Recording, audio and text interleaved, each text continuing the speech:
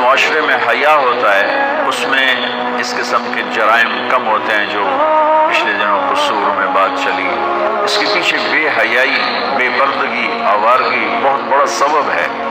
میرے اللہ نے کہا اپنی نظریں جھکا کے رکھو، قل للمؤمنین یغضوا من ابصارہم، ایمان والوں سے کہو نظریں جھکا کے رکھیں، قل للمؤمنات یغضضن من ابصارہن، اور یہ مومن عورتوں سے کہو اپنی نظریں جھکا کر رکھیں کہ ہم ایک حیا والا دین رکھتے ہیں، حیا والا معاشرہ ہوتا ہے اسلامی معاشرہ۔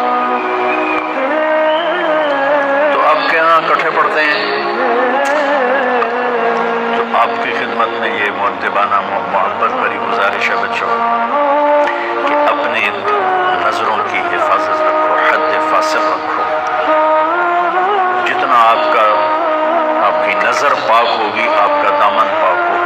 جب نظریں بے باک ہوتی ہیں تو انسان بے حیائی کی طرف چلتا ہے، اور اللہ نے جو پہلی قوموں کو تباہ و برباد کیا اس میں سب سے زیادہ لوط علیہ السلام کی قوم پہ عذاب کٹھے مارے، پتھروں کی بارش اور اوپر نام لگے ہوئے اور نوکیلے پتھر اور زمین میں زلزلہ، پہلے زلزلہ جب تھوڑا سا زلزلہ آیا تو ہم سارے پریشان ہو گئے، تو خوفناک زلزلہ، اور پھر اس کے بعد اس کو اکھاڑا تو اوپر جا کر یوں زمین پہ مارا، اوپر والا نیچے، نیچے والا اوپر کر دیا، چہرے مسخ کر دیے اور ایک گندے پانی میں ان کی لاشوں کو ڈبو دیا۔ ان کا جو جرم تھا وہ بے حیائی تھا۔ لوط علیہ السلام کی قوم بے حیا ہوئی، اس بے حیائی پر اللہ نے سب سے زیادہ عذاب کے کوڑے برسائے۔ دنیا کا سب سے بڑا مجرم میری نظر میں فرعون ہے، جیسے کہ میں خدا ہوں، کہ میں خدا ہوں۔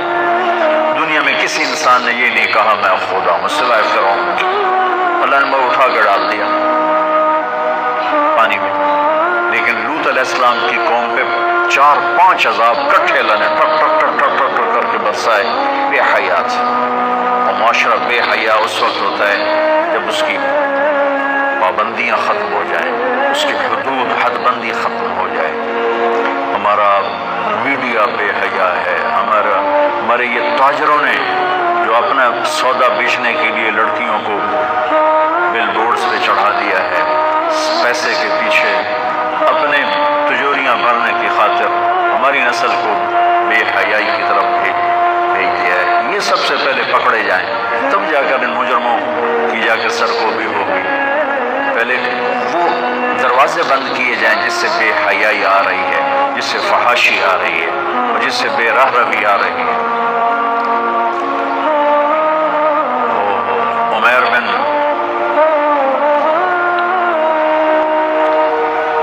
عمیر ایک تابعین میں سے ہیں، صحابی نہیں، ان کو رومن نے پکڑا اور ان سے کہا کہ عیسائی ہو جاؤ، کہ میں نہیں ہوتا، کہا آدھا ملک دوں گا، اپنی بیٹی دوں گا، کہا جو مرضی دو، میں نہیں ہوتا۔ تو اس نے کہا اس کو ایک خوبصورت گھر میں بند کرو اور شراب اور سور کا گوشت اور ایک لڑکی اندر ڈالو اور دروازے بند کرو۔ انہوں نے کر دیا۔ 3 دن 3 رات وہ ایک جگہ بند تھے اور عمیر رضی اللہ عنہ کی آنکھ اوپر نہیں اٹھی ہے، یوں بھی نہیں دیکھا۔ تو وہ کہنے لگی کہ من یمنعک منی، تمہیں کون روک رہا ہے، تمہیں کون روک رہا ہے؟ کہنے لگے مجھے وہ روک رہا ہے جو مجھے بھی دیکھ رہا ہے، تجھے بھی دیکھ رہا ہے، جسے نہ نیند آتی ہے نہ اونگ آتی، مجھے وہ روک رہا ہے، مجھے میرا رب روک رہا ہے۔ انہوں نے کہا تیرے جیسے پاک دامن کو قتل نہیں ہونے دوں گی، میں تیرا ہیلا کروں گی۔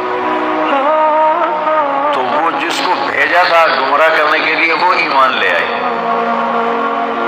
اور اس نے ایک رات کو آ کر اس کو نکالا اور اس کو پیسے بھی دیے، کھانا بھی دیا، کہا یہ راستہ ہے اور یہ ستارہ ہے، اس ستارے کو اپنے سیدھے کندھے کے ساتھ رکھ کے چلتے رہنا تو تم عراق ایک نہ ایک دن پہنچ جاؤ گے۔